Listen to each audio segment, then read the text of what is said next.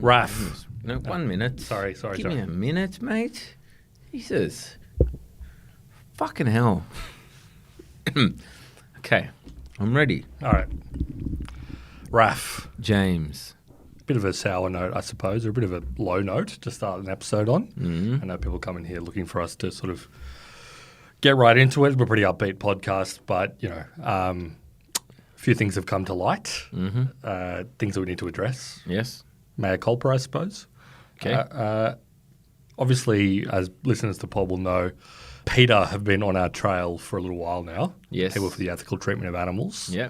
They've raised a few concerns about, I don't know, putting it lightly, how many monkeys die in the production of the average Down Round episode. Yeah. Well, let's not get into specific numbers per episode. It makes it a little bit real, but People don't want to hear that kind of stuff. but overall, But I will say, not all of them have been obviously killed. Some of them have taken their own life, which we can't take any responsibility for. we're not monkey psychologists. Indeed, none are any of you. No, it speaks to a broader issue in like monkey society, to be perfectly frank. There's an issue in sort of ape society, and I'm not excluding humans from that. Monkeys aren't apes. They're primates. Primate society. But Peter do raise a good point that anything more than zero is a problem. And yes, it is true that more than a number, and we're not going to go into specifics, but a number greater than zero of monkeys have died. In the production of Down Round. I don't want to be crass, but I think the sacrifice is worth it. Yes, exactly, because it pushes mankind forward. forward. It's about propelling humankind into the future. Yeah. But I do concede that we could do better. If an asteroid was coming towards Earth, Yeah. it's not going to annihilate everyone, but it's going to take out a substantial... It's going to hit land, and you could kill 10,000 monkeys in order to save the asteroid hitting Earth. Yeah. Would you do it? Without even a moment's hesitation.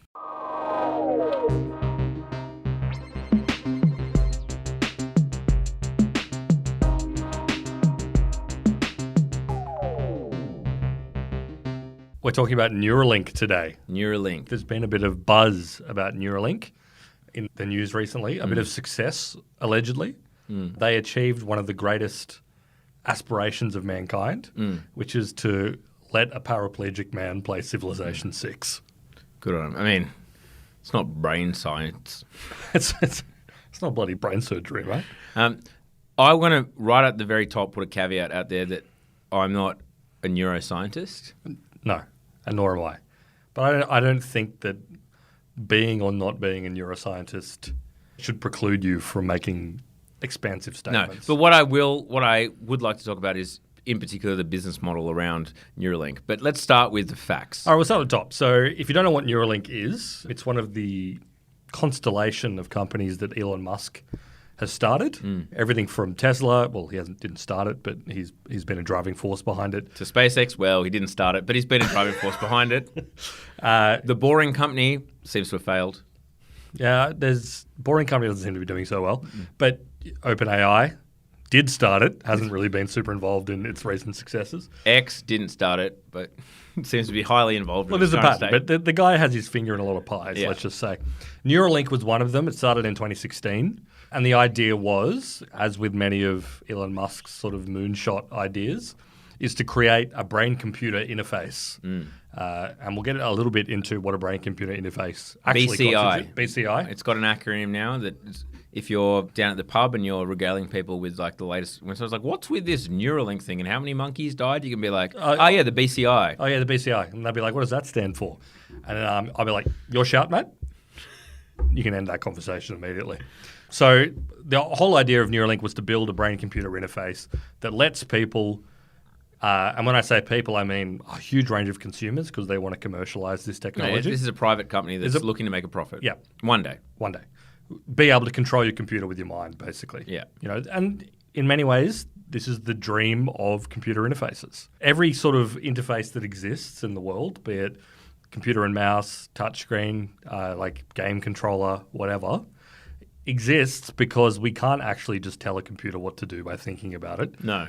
There are no computers which are an extension of our brain that simply react to what we want them to do. This is true of most objects. Most objects are like that. Yeah, exactly. Footy, for example. This coffee cup I'm drinking from. Yeah. You know, I can't just teleport the coffee from the machine into my mouth. However, stomach. your hand, you can. You can brain brain interface. The ultimate with your brain hand. computer interface. You know, The thumb. the thumb. Absolutely. That was it. Everyone talks about the agricultural revolution, the industrial revolution, the information age. Hugest innovation we had nothing to do with, and that was growing a thumb. 2 of them actually. That was fucking huge. Yeah, when one of our fingers was like, "I'm off. I'm going to do my own thing." One of our distant, definitely our joint distant ancestor of all of us. Was like, I'm just going to hang out over here, and I'm going to sort of support what everything else is doing. Yeah, but I can also kind of do my own thing. I can do my own thing from a different angle. Yeah, you know, you check this out and grabbing stuff. And the women, it might have been a woman or the men, whichever one was like, that man or that woman, they've really got it. We're going to breed with you. And that's evolution, folks. Did you see that guy downtown with the thumb? He's calling his fifth finger a thumb. He's actually a pretty cool guy once you get to know him. I know that the whole thumb thing's a bit weird. It is a but bit like out, when you think it about it, it's kind of interesting. But I saw him pick up like a stick, and I was sort of like, okay, I can see myself. I can see my descendants doing that. I saw him peel a banana. What? To a banana? You ever seen the inside of a banana? Ask him. He'll show you. Anyway, so that was Jesus. Anyway, yes. That was the innovation, and then everything else has been clawing our way with our bethumbed hands towards controlling stuff with our brain. Brain-computer interfaces are not a new idea. They obviously weren't invented by Neuralink. It's a very academic sort of thing, but there's basically been BCI experimentation research examples since the 1960s. Yeah. It's a pretty old technology. And the fundamental is, and every innovation sort of comes down to this, you need to be able to read brain activity. Yeah. So like, electrical pulses or whatever to detect what's going on in people's brains while they're working, whether it's, with a big goofy helmet or with electrodes that are sort of directly implanted into the human brain. Read the signals, sort of figure out what each signal corresponds to. Like if I'm looking at you and I'm thinking on, what synapses are firing when that's going on? Or if I'm thinking about, like, I don't know, an apple, I'm trying to visualize an apple, what is my brain doing? Figure out a relatively universal codex of brain signal responses, and then essentially create some sort of system which will translate those thoughts into actions in a computer system. Yeah. That's basically what BCIs are all about. Yeah. And the advancements over the past 40, 50, 60 years have been getting better signals from people's brains. Yeah. And then on top of that, interpreting those signals better. That's what the whole name of the game is. Yeah. But it is a fairly slow-going and frustrating process. Well, and incredibly expensive. Very expensive to do, and also we're not going to get into the myriad complications that come into this, but all sorts of different things like what one person's brain does in response to a certain thought or certain stimulus may be totally different to what another person's brain does, or the way your brain responds to stimulus or acts in response to a certain thought may change over the course of your life. You've got to account for people that have brain injuries and then their brains repair themselves around the injury to work differently. The human brain is very complex. Yeah. Well, it's a living thing. To go, like, obviously we've now gone through the history of, human evolution, but computer interfacing without the brain part, this is the funny thing, right? The mouse doesn't feel like the optimal way to interact with a computer. Like, it's abstracted, right? Like you are, and again, when you were studying kind of computers, you do a lot of Derrida. Like you are the mouse. The cursor represents like an abstract version of yourself within this space, this other space. Like your hand is disconnected. Like a touchscreen is way more intuitive than a mouse to interact with a computer. You see an icon, you tap it. You tap things with your finger. That's more natural. A mouse is like this weird abstractified thing where if you move a hand down by your side to the right on a mouse pad, some people prefer glass. Some people like kind of velvety thing. Some mouses, you don't even require a pad at all. regardless. And then a cursor moves in front of you in this weird like little screen thing. Yeah, and this was one of the Xerox innovations that they came up with when they basically invented the graphical user interface at Xerox PARC. This is for the people who aren't up on their computer history, and you shouldn't be. Xerox in PARC, PARC, which was like essentially their industrial park, where they were figuring out a lot of early consumer computer stuff. They figured out the mouse and its relation to the graphic user interface. And yeah, like it's definitely not perfect because it was like one of the first things they figured out. No, totally. But it actually is, with regards to actually interfacing with a computer, with your phone, obviously you don't need a mouse because it's small, it's right in front of you, it's in your hands. But because like a monitor isn't in your hands, like we have every freaking PC laptop nowadays is touchscreen, like every Dell or whatever, but no one uses the touchscreen functionality because obviously having the thing in your hand is way more convenient than constantly reaching up and like touching and pushing things. Plus the fact that like 40 years of computer design have like built themselves around the mouse. So even like Windows, even though they've added a whole bunch of touchscreen functionality, is still ultimately a mouse and cursor based operating system. Yeah, but I mean the iPad Pro, you can plug it into a mouse. You can, yeah. And at the end of the day, people find they needed to do that because there was an army of people who are trained on it.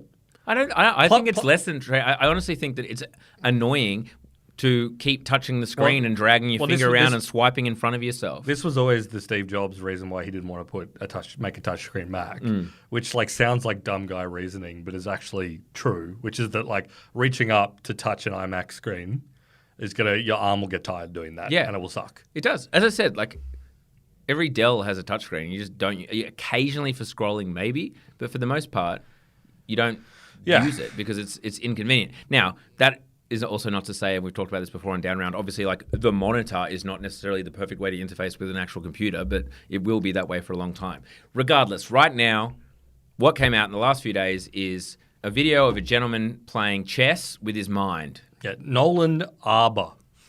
He's 29 years old, a patient who is paralyzed below the shoulder after a diving accident. Played chess on his laptop and moved the cursor using the Neuralink device. So allowing basically him to move a cursor around, click on stuff, play chess and Civilization 6, allegedly, using just his mind. So obviously one of the big reasons people talk about brain-computer interfaces at all, and because Neuralink is not completely original in being able to do this. Like, they're not the first. This technology exists. Like for a long time, people have been able to move a mouse around and click on stuff, but it's not perfect. And there's lots of noise in the interface. It's certainly not ready to be shipped out to a huge number of consumers. But the way that it gets talked about largely is if you can't use a touchscreen or a mouse, how do you interact with a computer? And there's lots of workarounds, voice commands, using like your eye movements in the way that like Stephen Hawking did towards the end of his life. He was using eye movements to control his voice synthesizer, that kind of stuff. But this is basically how it gets talked about. But Elon and the way that he's been going on about it with Neuralink and why he thinks it's so important is that, and you can read it in what they literally call their first product, which they call telepathy in that very annoying, cringe Elon way. But the idea being that any person should want to do this because it's far better than being stuck with this primitive mouse or touch screen thing. Yeah. You should just be able to think of something and your computer will do it. Well, I mean, I guess let's get to that because that's the point here is that, this kind of technology has been around in universities and whatnot for a long time. And I heard people pointing that out, like, people saying like this is some kind of new innovation. There is a difference, I guess, with Elon that his whole thing, like rockets had been around as well, but his whole thing is how do you actually like productize it, mass produce it, turn it into like a sustainable business that actually makes profit. Yeah, and make it the default way that everyone uses their computer rather than just, people who are unable to use a mouse or a touch screen. Well, that's what I was getting at. So with that in mind, obviously his target audience isn't just people who are paraplegics or don't have a use of their arms or whatever it is. He's not just thinking like my total addressable market is all paraplegics. He's thinking that this is one step on the way to one day us all controlling computers with our minds. Yep. Which, I mean, that's what I kind of want to get into. Because obviously from a business perspective, that's how you get a lot of investment. Because he's got investment from, founders. He's got many of the big names. Founders Fund, etc. Like But- Peter well, Thiel's into it, but I mean, he's indeed everything. Yeah. To be clear, the vast majority of the funding has come from him. He's put in over $100 million into Neuralink. But yeah, it is getting more. There's more than $500 million in investment. Yeah, they've done a few funding rounds with some major Silicon Valley funds. But yeah, I think it is definitely interesting. But yeah, I mean, the big question for me is like, okay, let's assume. So right now it's like actual implants in the brain. You have to have surgery to get these little kind of smaller than a hair little diode things put into your brain. Yeah. Actually, we should clarify the difference here. Like I said, I kind of alluded to before, the original way that BCIs would work is like by doing an EEG, essentially, sitting down, putting electrodes on your head, sensing what your like the electrical signals that are coming out of your brain are. But that's not that efficient. Too much noise. Too much noise. It's got to come through your skull. And some of us, not pointing fingers, pretty thick skulls. Right. You know? Big wall between the brain and the outside world. You know a few people like that, folks. So it wasn't actually a super efficient way to do it. Very noisy, et cetera, et cetera. The other way of doing it is basically cutting your skull open and whacking these electrodes or sensors or whatever directly onto the brain. Obviously, that's far better, but the vast majority of people are not going to want to do that. And one of Neuralink's original pitches, even though it is still surgical, is they want to make it less intrusive and create an easier surgical process so that, you know, someone could do this as basically not brain surgery. No. That you don't we don't want a situation where someone's basically having 75% of a lobotomy so they can play Civilization 6 with their brain. No, we'd much rather it was like getting, Just day surgery. Like getting no, the teeth no, pulled. but just getting, the lips fattened up. What's it called where you get the colic thing? Your cheeks made smaller and skinnier? Oh, yeah, like buccal buccal fat removal. fat removal, yeah. More like a buccal fat removal BBL situation, ideally. We want this to be as seamless and beneficial for your life as getting a BBL. It's like a BBL for the brain, actually. Brazilian brain lift. This kind of gear. If you're hiring Neuralink marketing team, we're here for you. Yes, the big pitch for Neuralink is that having all these like ultra thin threads that you can sort of plug into the human brain in a relatively but still kind of intrusive way. Yeah, well, you can reverse it. It's reversible, blah, blah, blah. Because, it does come down to the fact that no matter what, I mean, look how hard it is for people to accept VR.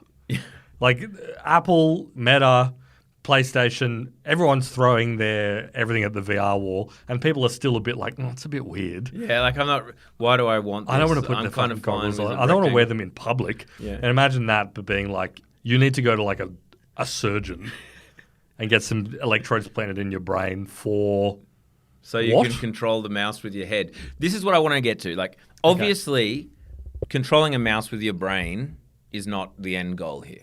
No, one would hope. No, I haven't looked at the deck, but they do. They want to get rid of all that mediation. The idea being that I can just think about something happening, my computer will do it. Yeah, and it just happens. So I think about catching an Uber, and the Uber appears. Yeah, I'd love an Uber in 5 minutes, and then the Uber shows up. And I mean, you can use your imagination, I suppose, to kind of work out why this would be good. And another thing, literally, that Elon Musk says is, and as we said, the product's called telepathy. This first one is that you can communicate brain to brain telepathically. I don't know if I want that. And we're talking about maybe one day in many, many decades' time, I will be able to sit across from you, James, and just like telepathically send you a message as opposed to saying it aloud with my mouth. And I don't know, but I feel like my mouth does a pretty good job. The human mouth is wonderful. It's almost as good as a thumb, actually. Yeah. It's like when you really boil it down, when you think like, what are the two things that really make a human? Thumbs and mouth. Thumbs and mouth. Like, let's be language and like the ability to peel a banana. They've really made it exactly. Everything else has come forth from that. No, but like honestly, as yet, okay. Many problems with like maybe I'm thinking too little with regards to like I could say something aloud to you, but like I'll telepathically say it. And I do get that there might be situations if you're at an art gallery and someone is clowning about, like a stranger is clowning, you might want to be like, Otways the Oge with Isthay Ige, or whatever. He'd be like at the pub being like, 3 o'clock, look at that guy, look at what's on that guy's shirt. I do get there's some utile value in telepathically sending that message. Exactly. But probably not enough for me to get wires in my brain. But I assume the idea is if I have a concept in my head, I can just translate. Yeah. I mean, I do think the way that they're thinking about this stuff is, even though there's some flashy kind of ways of thinking about it of you and I can have a telepathic conversation, hence why they call it telepathy. But I feel like the idea is that the fact that we even have to type stuff in on a keyboard, click on it, tap look on at it, a screen, look at a screen, interpret the data, reinterpret it. What is the most frictionless way to interact with technology? All of that is friction. Yeah. And at some hypothetical point 30 years in the future, we should be able to just think about just vaguely the idea. I can see the vision where it's you've got this fucking Frankenstein implant in the back of the base of your skull, and you're kind of shit, I need to book a doctor appointment and my rego is due, and I also, how many people will be coming over on Saturday? And then the AI assistant that your Neuralink is connected to figures out everything you were just thinking about. And just beams it out. And just does it all for you with AI agents or some shit. Yeah. Again, I'm you don't even need to say it with your voice. Or even think about it properly. Or I don't know, I guess, yeah. And things just happen kind of for you. Or / if you've got a really amazing concept for a business, and I actually think this is probably a lot of what goes into these meetings, instead of me having to make a deck and explain the total addressable market and explain to you in words and images on a slide, on a PowerPoint, I can just beam you my vision. Yeah. And you just get it. Yeah. And we have this kind of vibe. It's a vibe. It's a vibe. It's very vibes based. And yeah, I mean, in any case, any of these blue sky ideas are, and feel free to track this and remind me in how many years. Yeah, just send your vibes telepathically to James. Exactly. These are obviously so far off, but Elon is very good at showmanship. Yeah. Historically, he's been quite good at getting people rallied around an idea that sounds kind of crazy, and then maybe he's able to execute, maybe he's not, but he certainly brings an insane amount of attention to it and investment and blah, blah, blah, blah, blah. Yeah, we're talking about it. That's his core talent. Plus the fact there's obviously a mystique to it. People kind of people see that idea and they're either viscerally disgusted by it or they think it's the coolest thing in the world. Yeah. And that kind of shit gets attention, right? Neuralink, I think my issue with it is just there's that bridge, and I guess we've talked about this with VR and autonomous driving for that matter as well. But this is even bigger. It's somehow you've got to find it useful enough to get brain implants, which, yes, if you have lost the use of your arms or whatever, then it is, right? That's if this product allows you to interface with a computer that you couldn't previously, the bloke who is addicted to Civ 4 and gaming, who was playing chess with his mind, was I previously played Civ 4 with my parents and I'd just tell them what to do. I'd tell them how to interact with the computer on my behalf. I no longer have to do this, hence why he played Civ 4 for 16 hours straight or whatever as soon as he worked out how to use the Neuralink. Okay, cool. That obviously has a bunch of value for him and for that market. Then, but at some point you've got to get to it's useful enough, and there's going to be those insane innovators who are no, plug me in immediately so that I can, I guess, talk to Siri with my brain or the equivalent, right? It's some kind of interface. The early adopters. That, it has to be compelling enough from getting from basically controlling a mouse / maybe control, the early version is basically going to have to be controlling something that interfaces with computers like we do now. Maybe with an LLM, which will kind of help, perhaps. But I don't think you can, it seems to me there's a long way until we can start imagining a word and the word appearing, let alone Oh, for sure. Yeah. But it's what I'm saying. So how do they get from here to there? And maybe they will. Maybe they will one day. And the other part is that the current systems as they exist require extensive training. So the idea is that you need to be able to, in the same way as you teach someone to use one of those insane court scribe keyboards, those ones that use the combination of levers rather than a keyboard. But once you know how to use it, it's nine times faster than keyboard. That's basically what you have to do with current brain-computer interfaces. It's like, you can't think of it like that. You need to like picture this or think about it in this weird sort of unintuitive way that will definitely trigger this part of your brain hemisphere that causes this particular action to happen, which is a fair way away from, I think, if something that happens. Yes. So you really need to No, we're literally just basically talking about like moving a cursor on like an XY grid. Yeah. Like up, right. And that's basically it. And Neuralink's in the perfect position with this one guy that they've been working with. Because, to be clear, and the reason we had that cold open in this episode is that Neuralink FDA approval to do human testing relatively recently, as in like in the past 12 to 18 months.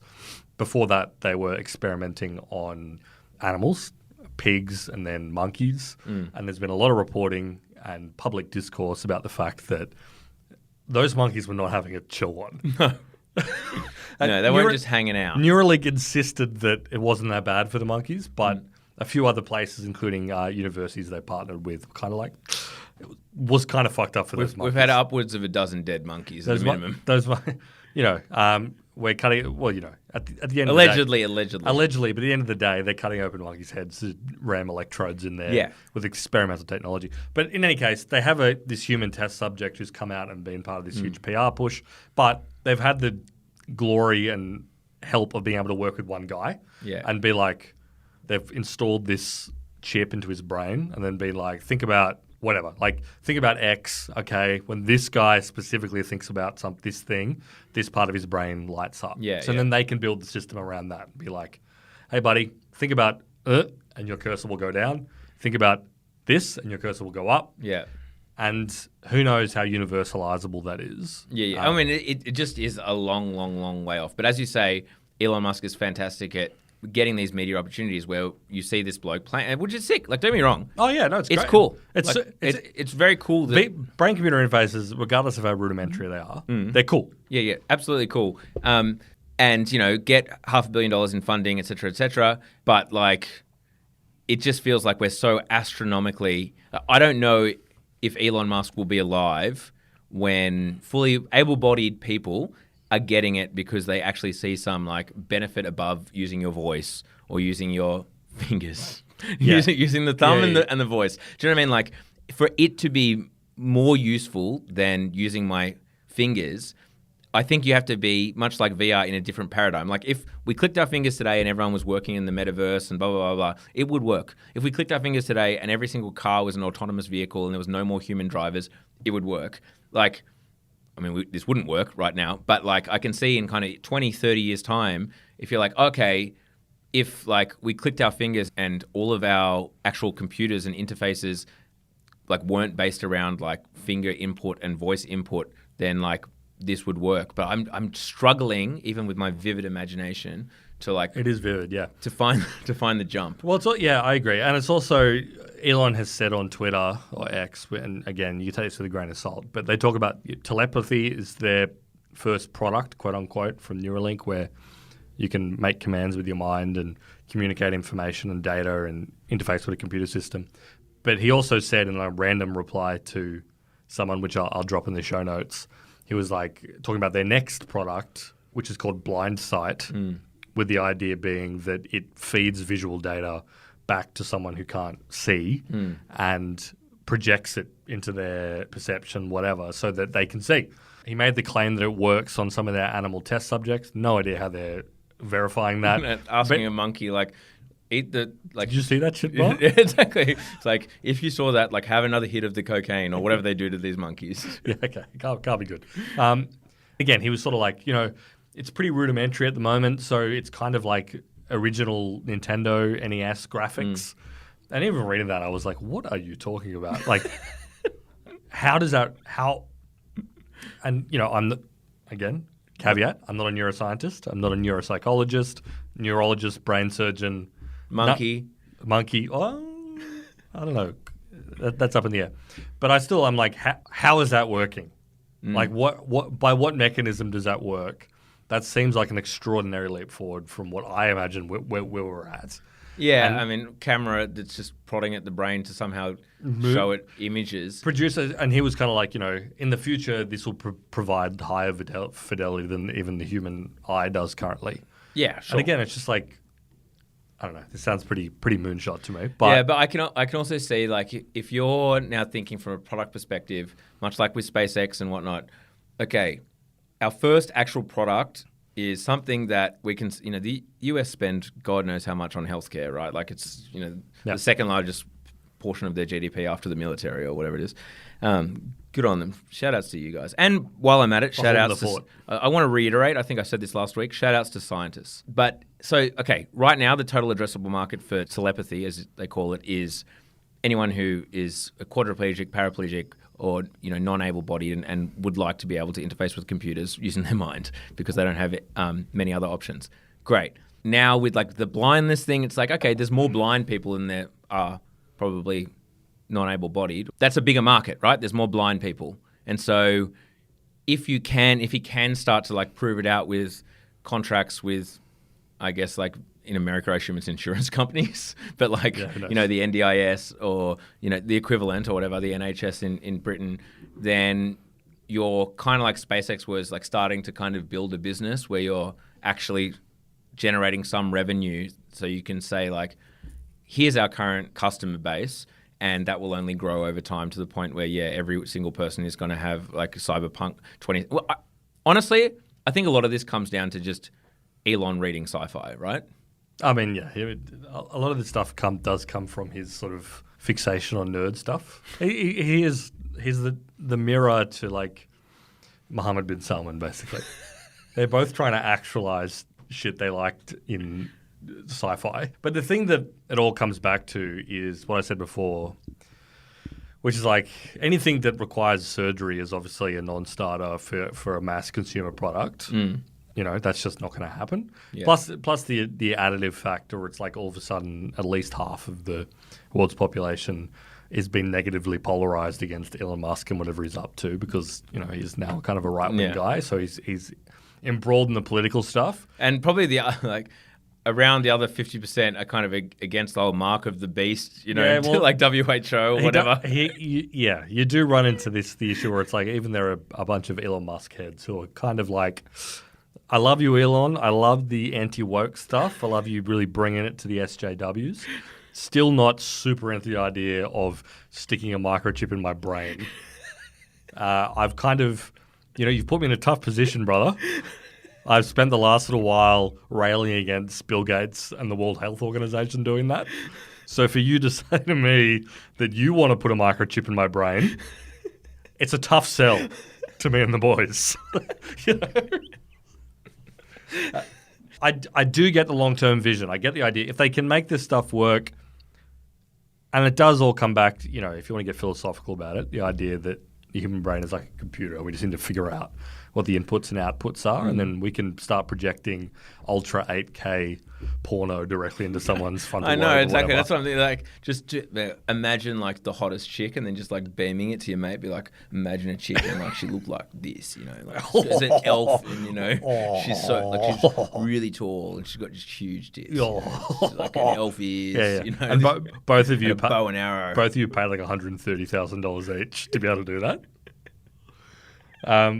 So I get the vision, and also I get the claim, the fundamental one, where it's like every sort of computer interface or any interface, those nice silky buttons that on a hi-fi system. Oh, don't get me started. No, we've been through this. We love silky buttons. Oh, yeah, clicks in physical input devices, and it goes a bit of like with like it's concave with a satin finish, and and when it's in, you can twist it as well, and it just glides. Maybe it glides with a little like minute click.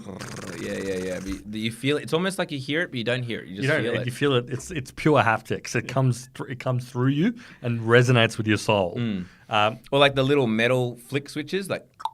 Yep. And they almost, I wouldn't say violently, but they just very self-assuredly just click up, bang. Yeah. Flick it down, bang. Or even the ones that are just like, again, I'm talking hi-fi systems or whatever, which are just like a real heavy switch that like it feels like a whole fucking universe has turned. Boom. It thunks. Yeah, thanks. It thunks, but satisfyingly. Anyway, that kind of stuff. If you're sorry, allow us to go on an odyssey. I guess we're mechanical interaction. Yeah, we're getting old, James. We're getting old. Well, there's not many of those anymore. Just little greasy touch screens. But yeah, everything from the lovely tactile buttons all the way up to the greasy touch screens or voice control, Siri. I'm empathetic to the idea that all this stuff is just like unnecessary friction. And if we could just do brain to computer interface, that's the ideal form. But it's also like, I don't know. To what end? To what end? We got a good deal. We got a good thing going. Because as soon as I think, and this is maybe why my silly small human brain cannot conceive, like, because immediately, obviously, any way we interact right now, so like, I was like, okay, I guess I could just fill a spreadsheet with my mind. It's like, well, obviously, you wouldn't need spreadsheets. Well, that's the thing. You would need to rewrite the entire interface of like, not even just how computers work on a graphical level, like, oh, here's a button, but like our entire way of thinking about computers from the ground up. Yeah. What is storage? How does storage work? What's the paradigm for like files and access? Yeah. And how is data organized? You would think that if we had an actual brain-computer interface that worked and wasn't just like a rudimentary mapping of certain thoughts to like broadly certain actions, that you would need to rethink the entire way that information systems work. Yeah. Would be my take. So, are you? Maybe we've discussed it before. I'm one of these people who I don't like visualize. Like when I think of, You can't picture the red apple? yeah, I can't picture the red apple. I have an inner monologue. I think that makes you a midwit or something on Twitter. They've been saying. I don't know. In what? Monochrome? No, having an inner monologue. Oh, you've got the like as in the words. Like I hear the voice in my head. No, but you know what I mean. Like I have an inner monologue. I have that going on. That's normal, right? That's normal. Yeah. No, I actually. This is getting into philosophy, but I tend to think that there may be, and I'm sure there is some difference in how people like think about their own conscious experience, right? There would have to be because it's such a subjective nebulous and complicated concept, thing. yeah. But I also think that people being like, I don't have an internal monologue or I can't picture things at all. It's more a problem of like their own description of their own thoughts rather than an actual measurable difference in how they experience the world. Well, yeah, you say that, but I don't. When I ask people like, "Can you picture something?" They're like, "Yeah, I got it. I've got like an apple in my head." I mean, maybe you're right. Maybe my vague concept of an apple is what you're thinking, but like, Yeah, 'cause I just want it to be realer. If I picture like I'm picturing right now a shiny, glistening red apple rotating in space, I don't fucking see it in front of my face, but the perception is there, right? And if only if I had a fucking Neuralink. Maybe you're right, and they can actually put it. Well, I think it's that society is overstating what they mean when they say like, I'm visualizing this. I think so too, and I don't think they're visualizing shit. I think they're just like vaguely remembering a concept. I think they're lying to you to upset you. No, I buy into your theory, but I just think the world is full of liars. And you know what? It's proven once again. That was before we got to the visualizing an apple. Okay, this is what we've concluded after talking about Neuralink for a little while, is that everyone is trying to deceive you. Trust only yourself.